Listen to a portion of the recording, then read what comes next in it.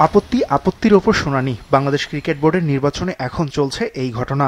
বিসিবির নির্বাচন কমিশন গত 23 সেপ্টেম্বর জানিয়েছিল খসড়া ভোটার তালিকা। সেই তালিকার উপর বুধবার সরাসরি ও অনলাইন মিলিয়ে 38টি আপত্তি জমা নিয়েছিল কমিশন, যেখানে ছিল ওল্ড ডিওসেস ক্লাব থেকে কাউন্সিলর হওয়া তামিম ইকবালের বিরুদ্ধে আপত্তিও। কেন সেই আপত্তি তা জানেন না জাতীয় দলের সাবেক অধিনায়ক। এখানে আমাদেরকে এটা রকেট সায়েন্স না বোঝার জন্য যেটা কি কারণে করা হচ্ছে। আমি ওনাদেরকে কয়েকটা কথা বলেছি। আমি বলেছি যে দেখেন, এই 15টা ক্লাব নিয়ে যে ইস্যু ছিল, ইস্যুটা তো লাস্ট 6 মাস 7 মাস ধরে অনগোয়িং ইস্যু।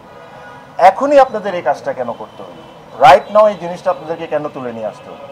আপত্তির ওপর শুনানির দিন অভিযোগগুলো যাচাই করে নির্বাচন কমিশন, যেখানে ছিল খসড়া ভোটার তালিকা থেকে বাদ দেয়া 15 ক্লাবের বিষয়েও। তবে কোনো আপত্তি নিয়ে এখনো সিদ্ধান্ত নেয়নি বিসিবির নির্বাচন কমিশন।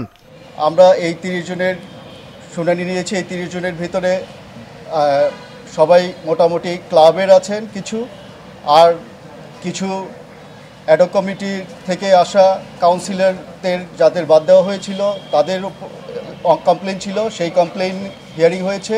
এদের বিরুদ্ধে আপত্তি আছে। ওনাদেরকে বলেছি আপনারা এই আপত্তির বিরুদ্ধে আপনারা কাগজপত্র দেখান, আমরা দেখে তারপরে সিদ্ধান্ত দিব। ওয়ালটন এখন দেশের সীমানা পেরিয়ে পৌঁছে গিয়েছে 50টিরও বেশি দেশে।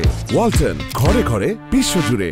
চূড়ান্ত ভোটার তালিকা জানানো হবে শুক্রবার বিকেলে। ভোটার তালিকা থেকে বাদ দেয়া ক্লাবগুলো সদুত্তর না পেলে আইনি লড়াইয়ে যাওয়ার হুঁশিয়ারি দিয়ে রেখেছে।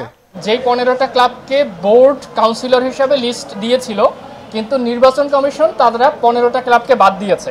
মোট 76টা ক্লাব ছিল, 61টা ক্লাবকে রেখেছে আর 15টা ক্লাবকে বাদ দিয়েছে। ওই 15টা ক্লাবের মধ্যে আমরা 12টা এবং পরবর্তীতে গুলশান ক্লাবের পক্ষে cricketer Tamim Iqbal vice president তিনি ছিলেন, আমরা মোট 13টা ক্লাবের পক্ষে এখানে আপত্তি শুনানি করেছি। আগামী 6 অক্টোবর বিসিবি নির্বাচনের নির্ধারিত তারিখ।